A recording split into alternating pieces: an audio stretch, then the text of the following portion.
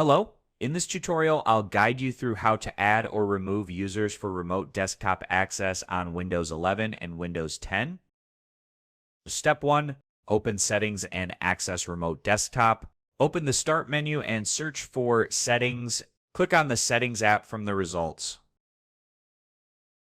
In the Settings window, scroll down on the right side. Click on Remote Desktop.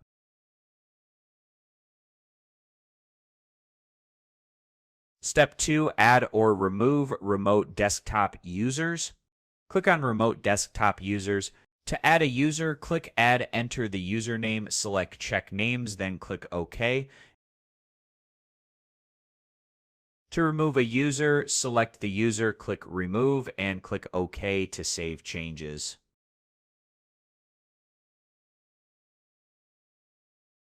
That's it. You now know how to easily add or remove remote desktop users on Windows 10 or Windows 11.